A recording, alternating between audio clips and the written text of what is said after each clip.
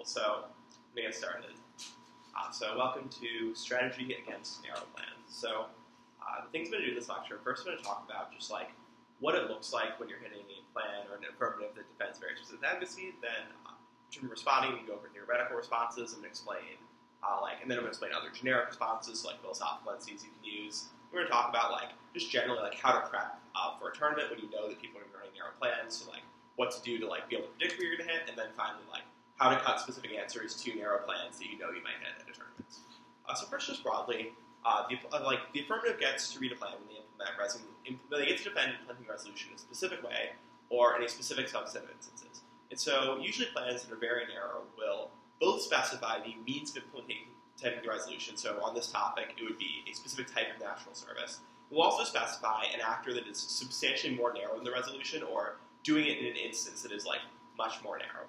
So for example, on this topic, if you wanted to read a plan that said that national service is just defined as serving the Peace Corps, and the plan should only apply to recent college graduates, then that just means you take something super broad, which is national service, and just defend one way of implementing it, which would be through the Peace Corps, and for one subset of the population, which would be people who just finished a four-year degree in college and graduated. So it's obviously a lot more specific than what the general resolution would imply. And the reason why that can be really difficult to deal with is I really narrow or tailor down to see oftentimes doesn't have lots of negative decisions.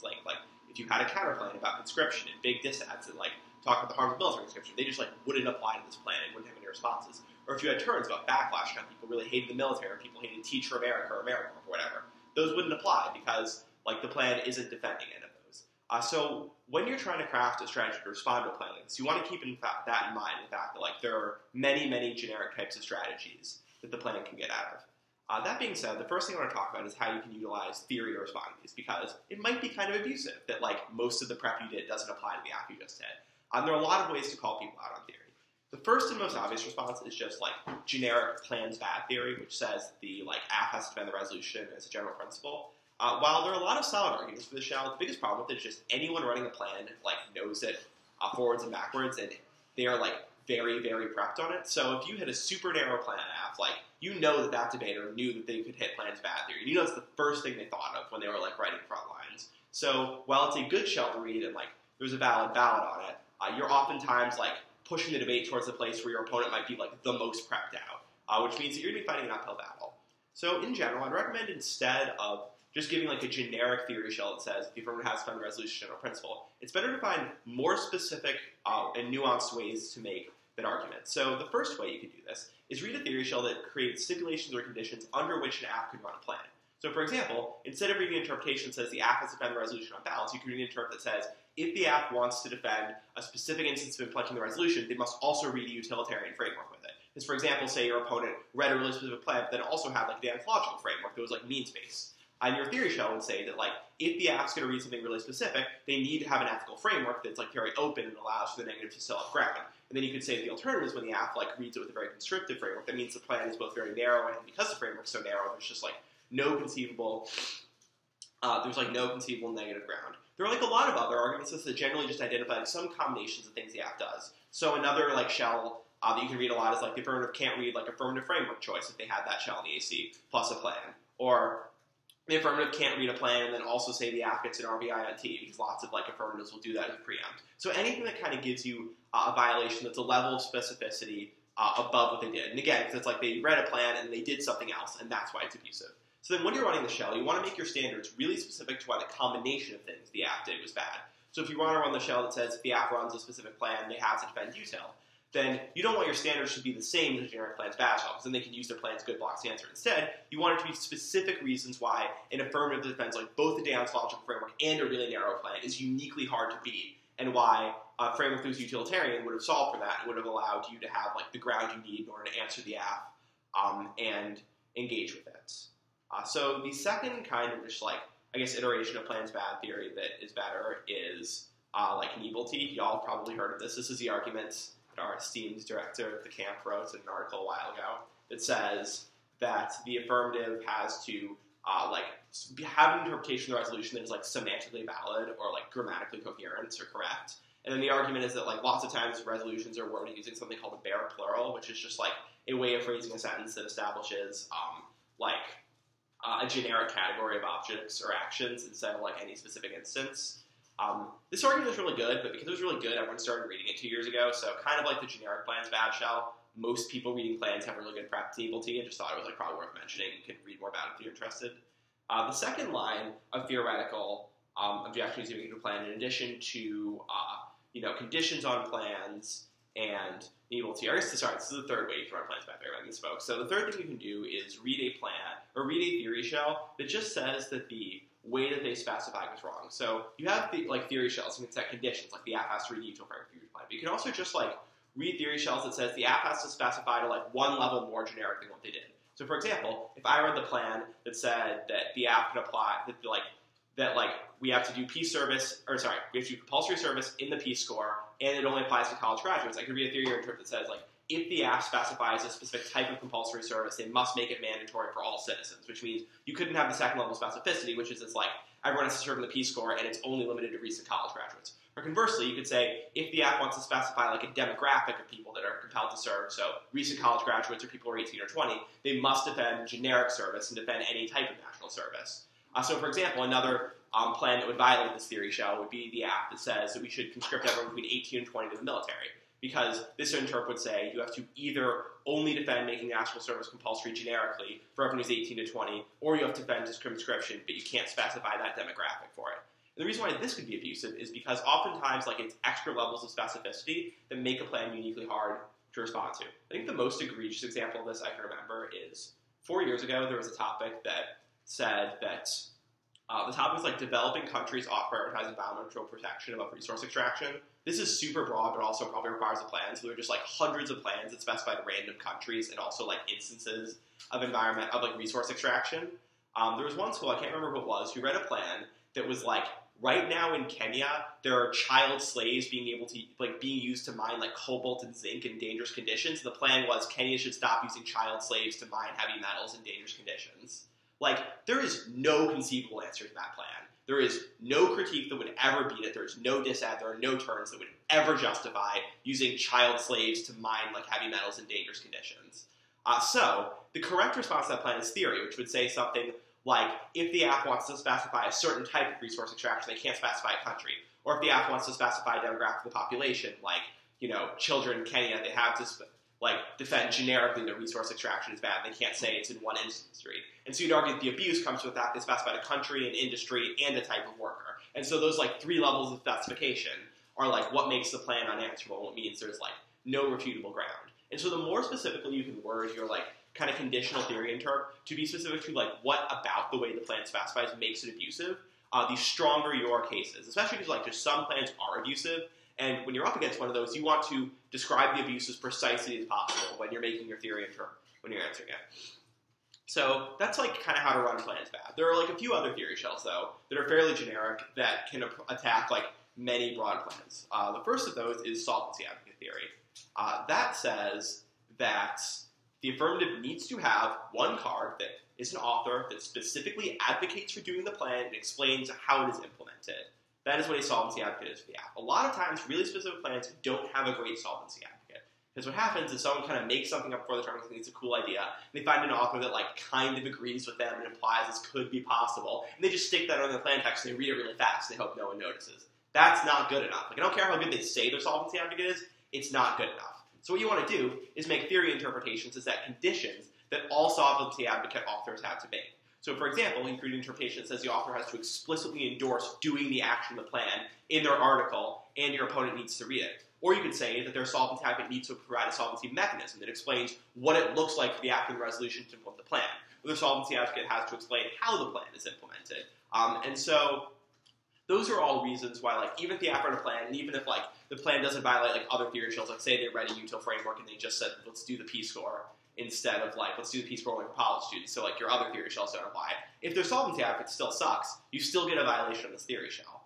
And when you're kind of phrasing standards for this shell, you want to think about the harms of not having a good solvency advocate on the top of it. So for example, you could talk about predictability, and you could say that if the affirmative doesn't have a good solvency advocate that clearly applies the plan, there's just no way someone else who's researching the topic could expect that this is a reasonable plan that they might hit. Yeah, what's up? So even if you didn't read theory against the fact that they don't have a good solvency card, couldn't you just refute the plan and say it The problem with that, so I'll talk about that more in a minute. You absolutely can do that. The problem with that, though, is that oftentimes, because the advocates of fiat the plan happens, if they still have good like link evidence to their impacts and explains like good reasons why like the plan's going to solve pressing problems, then just kind of generically pointing out they don't have a good solvency advocate usually isn't sufficient because there are like going to be a lot of other explanations in the AC for how the app is able to like solve for the impact it's talking about.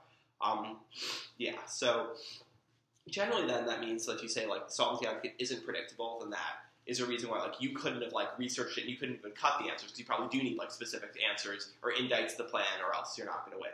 Second thing you can say is if the answers don't have a good solvency app, they kind of become a moving target. So if you don't know what the app actually does or what they're advocating for, then you don't actually know how to answer, which means it's possible to form like a coherent strategy against the app because like if they don't specify how the plan is implemented, they don't tell you what the solvency mechanism is, you don't know like what they're going to say in the 1AR to like try to get out of the terms you might read. And finally, like this probably is bad for like topical education. Like it just seems like it makes sense that like all plans that are read should have like real solvency advocates that are grounded in the topic literature, and those are important. So this is a theory shell you can read against lots of narrow plans that helps. Next type of theory shell you can read is just a spec or a specification cell. A lot of times there's like kind of an overlap between this and solvency advocate theory, but not always. What spec says is that a narrow plan isn't necessarily specific, and there's something the app didn't clarify. So even if they had a great solvency advocate that like explicitly advocates for the plan and says how the plan is going to happen, maybe that solvency advocate didn't specify the funding mechanism for the plan, or like the duration of compulsory service on this topic, or whether or not like the federal government or states are going to be implementing it. Like on any topic, there's any number of just like random variables that like the app probably doesn't account for because this is functionally like a link of omission, so you can't specify everything perfectly. This means that while spec is a kind of frivolous shell, you could also read it against almost any app if you just think of something that's relevant to the topic that the affirmative didn't specify, even if the plan is really narrow, and read this theory shell. And so this says that it's just kind of better for debate if people are more specific. So there are like similar ground arguments to the solvency advocate theory shell, because you would say like, if they don't specify their funding mechanism, I can't read a funding disad, or I can't turn that. Or if they don't specify how long the service lasts, I can't read like specific disads that would have to do with the duration. You would say that like that like lack of specificity makes it harder to have the debate round and like harder to engage with the plan. And so this is again strategic because it gives you offense on theory, and especially because like a lot of judges think spec is dumb and frivolous most of the time. Most judges are willing to give you a lot more leeway on kind of frivolous theory if the plan is also very clearly abusive and really specific. Because, like, judges generally can tell, like, if someone's reading a really specific plan, they kind of know you probably don't have a bunch of great answers to it because the plan's, like, totally out of left field and you couldn't have predicted it. So they'll be a lot more sympathetic to generic theory strategies like specification that are able to beat the plan. Final thing you can talk about is, like, plan flaw. This literally just says the way the plan is worded or constructed doesn't make sense. So this usually indicts the plan text itself. So, for example, you could say the plan text isn't grammatically correct. You can read reasons why it's not, why like they missed a comma or something. You could also say they got the name of like an agent or a country wrong, and that's bad. Or you could like read a really sketchy interpretation and say like if their plan text said the U.S. federal government, you could say the U.S. federal government doesn't enact policies. It's like the legislative branch, so that means their plan isn't coherent.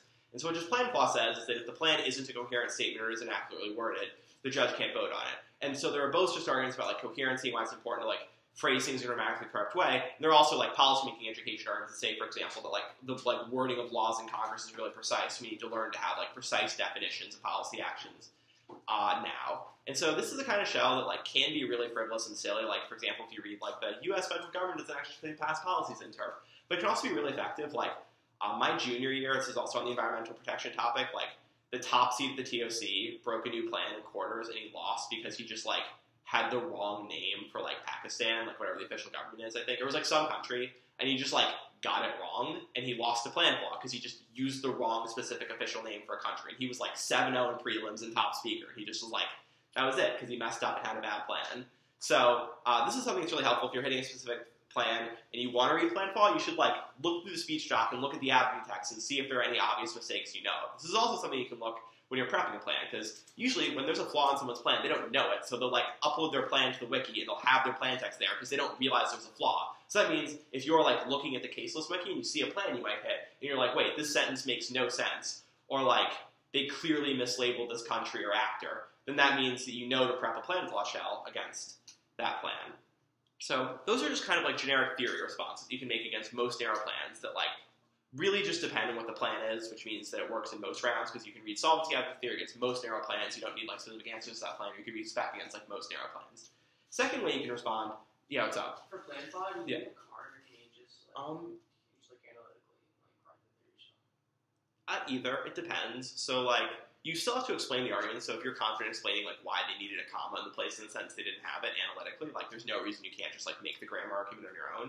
But if it's something like defining what an actor is or saying they, use the wrong name for a country, you probably need, evidence indicating that, their terminology was incorrect. So in addition to just, generic theory shells, you can also use topicality to answer specific plans. This is also, an incredibly effective strategy because lots of times plans that are super narrow just, probably aren't affirming the topic or are, questionably topical at best. So the first way you can do this is you can have a broad interpretation of the topic that says the affirmative, says the affirmative needs to defend a lot of things. So on this topic, for example, an example would be the app has to defend giving people a choice between military service, domestic community service, or international service in organizations like the Peace Corps.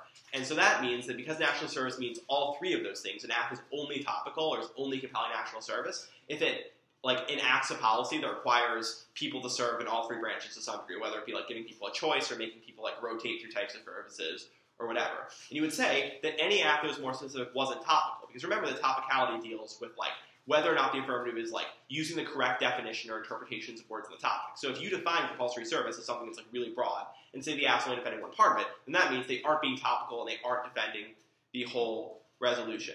The reason why this type of shell is better than generic plans bad is that usually it's based on some kind of credible definition of the topic literature. So that means if you're arguing that national service is broad, you're not going to be making reasons why generally it's better for debating the app as a broad advocacy. Instead, you're going to be giving reasons why the specific topic literature about national service or the specific debate about national service is better suited to a broad debate.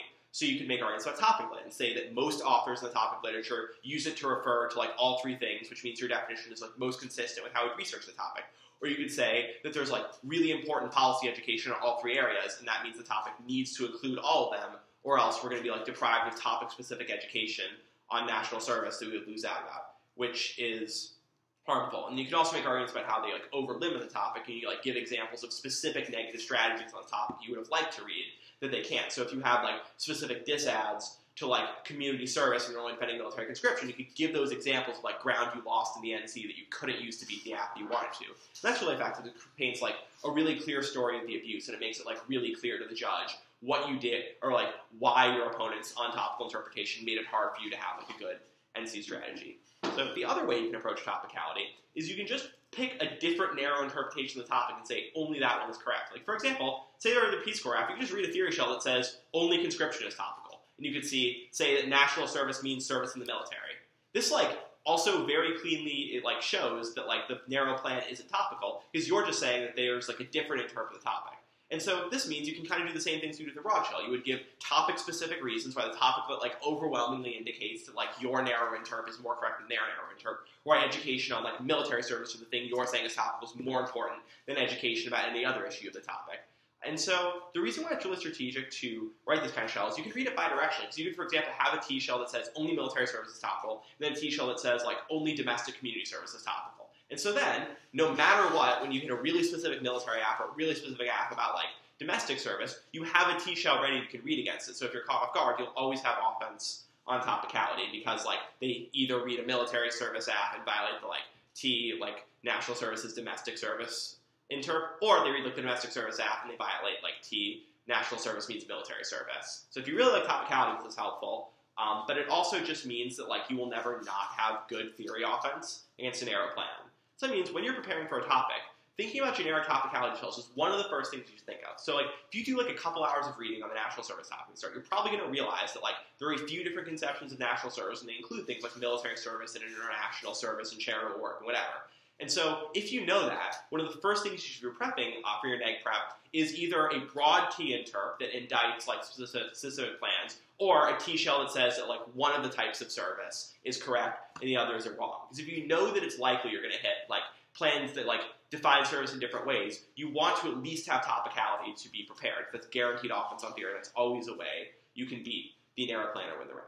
So those are kind of theoretical responses. So T and topicality. You can also make generic strategies work against narrow plans. So a really good way to do this, and this is one of my favorite strategies I think is a little bit underutilized now, is using a philosophical NC that negates almost every instance of the resolution.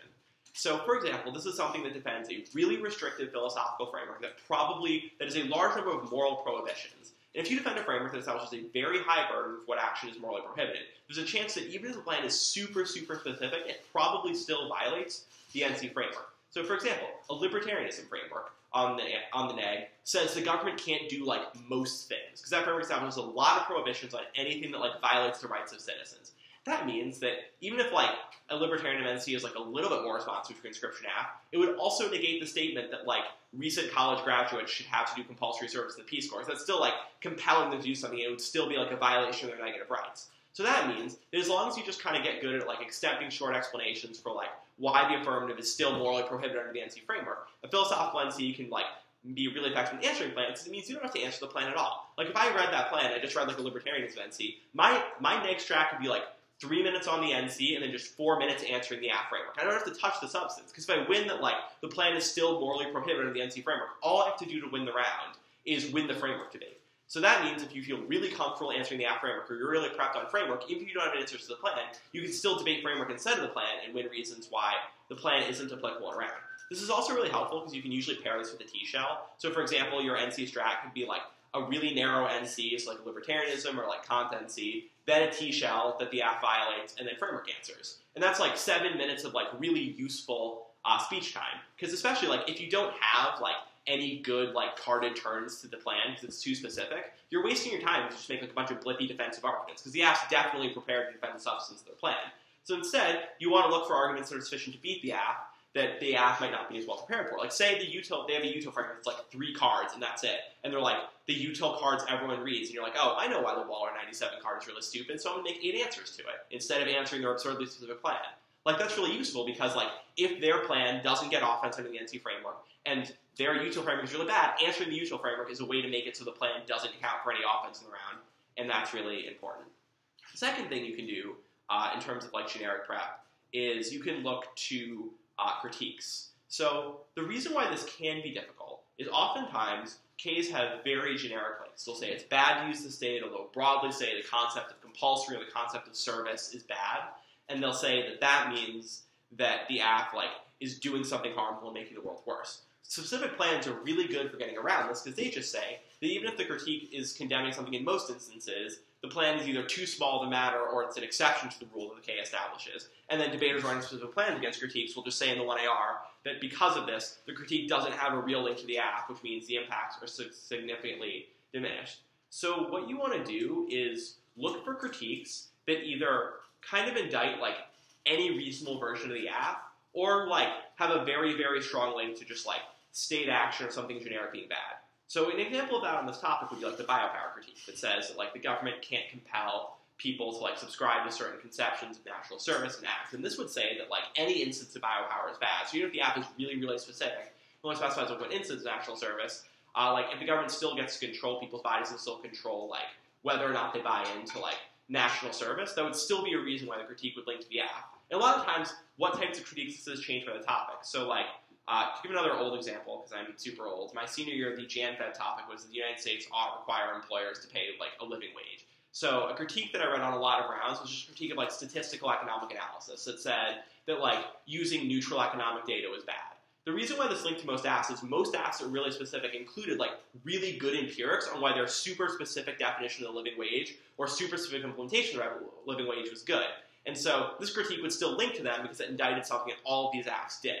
And so if your critique indicts like something every app does, so whether it be like use statistics or rely on the state or compel citizens to take a certain action in the name of like patriotism, like you can still get a link on the critique. And that's really effective because then you just can argue reasons why the critique, why like the app needs to be rejected in every instance. Because in addition to saying there's no link, the app's also just going to like say that like they can perm the critique and like do the app and then do the alternative in every other instance. So if you just get good at answering why like that's not sufficient and why like doing the app in even one instance is really harmful, and if you have a good link, that's a reason why you can use a fairly generic critique to beat like a really specific plan app. So get good at articulating the link and then explain why the app is still really harmful.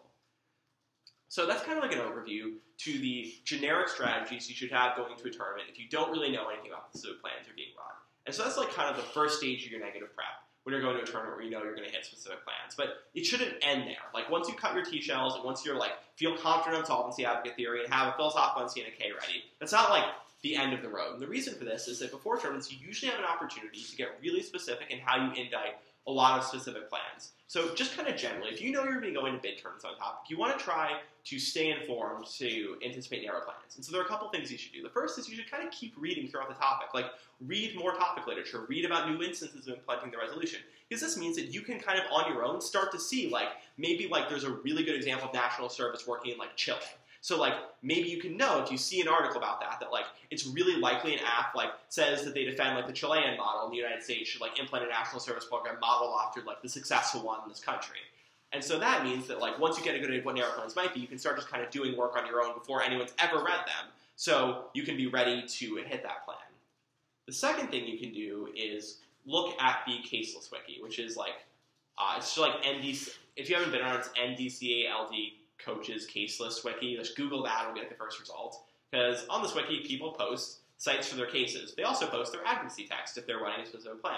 So you want to look at the first tournaments on topic, and you want to look both for specific plans that are common, but also specific plans that are read by like really reputable, well-known debaters. The reason for this is if someone who's like really famous breaks like a really specific, interesting plan early in the topic, there are going to be a ton of copycats. Like, if Jack Wareham, like, reads a super specific plan about Chile or whatever, 10 kids are going to do it the next tournament because he, like, won the tournament doing it the first time around and it's on the wiki. So everyone's going to, like, go and copy that plan. So that means if you see it, like, the first round topic, like, you see, like, someone really famous read a specific plan at Grapevine in Texas, and you, like, know that, like, that's a specific plan they run. You have a tournament in a couple weeks. You also know it's really likely a bunch of people are going to see that on the wiki, and then they're going to copy the plan. So it's a sign that you might want to have specific answers to it. So that's like what you should be doing throughout a topic, but then before a tournament, you can also do specific things to be aware of a plan. So what I would do before tournaments my senior year with my teammates is we would make a list of all the people going to the tournament that we were like scared of losing a bid round to, and all the people that we knew were good. Then we would try to figure out what all of those people were running. So we would check their caseless wikis to see if they'd like disclosed anything. We'd ask people they shared prep with. We'd ask people that debated them in earlier tournaments to see like what they read. Then, once we got a good idea of what the 10 or 15 people we were most scared of at a tournament could be reading, we would look to see if any of them were reading affirmative positions that were specific enough that we didn't already have answers to them. So that means that like maybe 8 of the 10 people we were scared of were running pretty generic plans that we had good prep to. But 2 of the 10 were running something that was super specific. Once we found that, once we figured it out, we would start to cut negative strategies that would just be specifically responsive to like one app we were really scared of hitting. So once you've done that, once you identify the narrow plans that you think, based on who's going to a tournament, you're likely to hit, and that you're scared of hitting, and that you don't think you can beat with generics, you kind of move on to the final phase of prep, which is cutting specific indites or specific answers to a narrow plan. So when you're cutting substantive answers that engage the narrow plan, it's really important to, again, keep in mind that the plan that narrows the scope of the resolution means that anything that isn't comparably specific in how it responds won't be responsive to the plan, which means the app will just be able to extend their solvency and say, these terms are generic, and here are 3 ways my plan like gets at generic terms. And if you don't keep that in mind, then that means you're doing prep for nothing. So the first thing you should cut against narrow plans are think about specific counter plans, because their plan is super specific, but you can make an equally specific counter plan that says that, like, you know, the specific actor and instance of the resolution that they defend should be done a different way. So, for example, maybe you could say against, like, the app that says that all recent college grads should serve the Peace Corps, you should say, like, the government should offer, like, financial incentives for recent college grads to join the Peace Corps. That is equally specific, but because it goes to the level of specificity of the app, it can still be competitive, and you can still have, like, a level of clash. You could say, like, funding incentives are better, and it's, like, still wrong to, like, compel people to, like, do a type of service. One thing you want to keep in mind with this, though, is that the more specific it gets, the harder it is to find good solvency advocates. So we talked about earlier how, like, a plan is really susceptible to solvency advocate. That's also the same as if you just make up a counter plan. If you have no solvency advocate, no one thinks the counter plan is a good idea, you're also really susceptible to 1AR theory. So what you want to do to write these kind of specific counter plans is you want to do reading in the topic literature about the specific plan. So if you know that, like, a bunch of people are going to be running the plan by this one author that says that, like, recent college grads should serve the Peace Corps, you want to, like, read that article and then read articles that cite it or respond to it so that you know about the alternative policy options that, like, other authors in the topic lit are responding to. And so that way, instead of just thinking of a good counterplan, do reading on the plan first and see what kind of counterplans that suggests, because then you can be ready for it. And when you're writing one of these plans, you want counter plans. You want to make sure that it solves for a very substantial amount of whatever the app is. So for example, if the app just says we need people in the Peace Corps to do development work in Africa, your counter plan should also say that financial incentives to join the Peace Corps means that the same amount of development work gets done,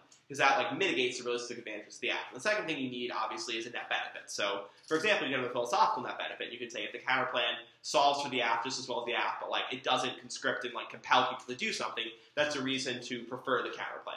Or you could have unique disadvantages to the plan that you can also cut if you do specific research, and you can find maybe there are really specific reasons why compelling people to join the Peace Corps is going to piss off white nationalists a bunch, and that's going to cause more violent protests. And you would say that offering financial incentives doesn't incur the same harm. And this also comes from reading about the people that specifically refute the author or the advocacy of the plan.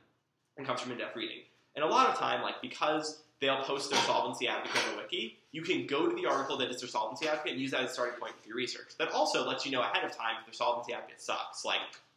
So if you're trying to cut a specific counterplan, you want to learn more about the policy options, so you read their solvency advocate's article and you realize the solvency advocate isn't actually advocating for the plan, then you can cut cards from a solvency advocate's articles to show it's a bad solvency advocate and use those as a violation for a solvency advocate theory shell, in addition to specific prep that you want to do against the plan. So that can be really helpful. Second thing, kind of counterplan you can go for, in addition to alternate policy options, are just word picks that say that we should use a different word in the resolution. These are usually really abusive. They're probably less abusive against really specific plans. If the app's already defending a specific plan, the word pick just takes things up another level of specificity and says, for example, we shouldn't use the word national. We should use country instead, because national has a bunch of bad connotations or something. And so a word pick is usually something that's read conditionally, because the strategy is literally just we should do the app with a different word, which means that it's really hard to collapse on it for 6 minutes in the NC, or you don't want to bind yourself to having to just defend using a different word, the 2 and R. So you would read the word pick conditionally. It's just part of a negative strategy to respond to the plan. Word picks are also helpful because a lot of times you can cut generic word picks on a topic, and then the app still uses some of the same language or the same phrasing that the general topic does, even if it's a really specific plan, so they might still use the word that your word pick is indicting or picking out of. And so that would be a reason why you could prefer it. Second thing you can do substantively after you think about specific counterplans is cut case run. So I think this is where the question you asked earlier applies really well, because you can certainly cut reasons why the plan is not going to work.